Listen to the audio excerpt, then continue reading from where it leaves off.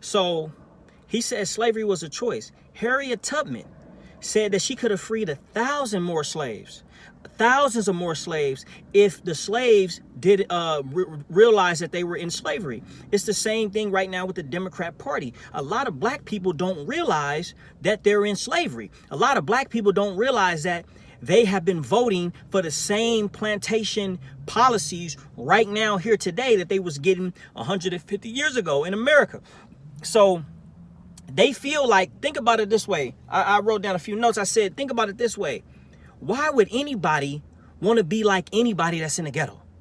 You shouldn't dress like nobody that's in the ghetto. You shouldn't talk like nobody that's in the ghetto. And you damn sure shouldn't vote like nobody that's in the ghetto. The whole point is to get out of the ghetto. So if we're trying to get out of the ghetto, why are we acting like the people that's in the ghetto, their votes is the way that I should be voting? Look how our communities look in the ghetto. You voted for that. Right? The people in the ghetto voted for that type of representation. Your representation, where your congressman at? Right? Your congressman ain't putting no stop signs in your hood. Right? Niggas getting hit day and night by freaking cars. They ain't put up a stop sign. They ain't put up a speed bump. They haven't put no laws in order. They haven't fixed up your areas. They haven't done anything. Right? So yeah, I'm gonna give it to y'all raw and uncut today because I just feel something. Right? Like I said, I'm so happy with everything that Kanye doing. Right? I am. I want to talk about the Make America Great Again.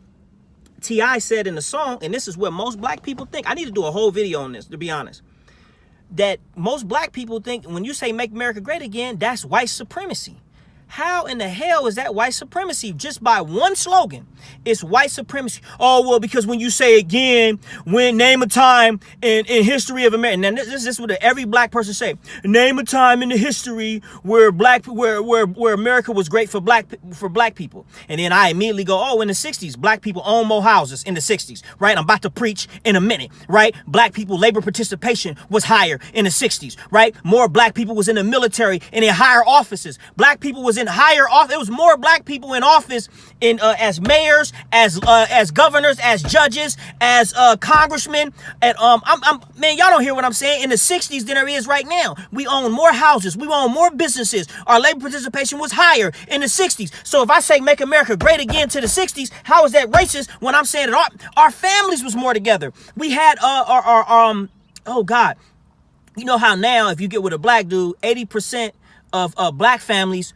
are single parent homes, meaning that the male leaves a woman with a kid to be a baby mama, right? In the 70s, in the 60s, that rate was 30% for us. I'm saying 24% in most of our homes had two-parent homes. So when you say Make America Great Again, I can point to the 60s, and then when I point that out to you, you know what they're gonna say? Oh, but Donald Trump not talking about that. He talking about another time, and is that they gonna keep coming with excuse after excuse after excuse. So anyways, moving along.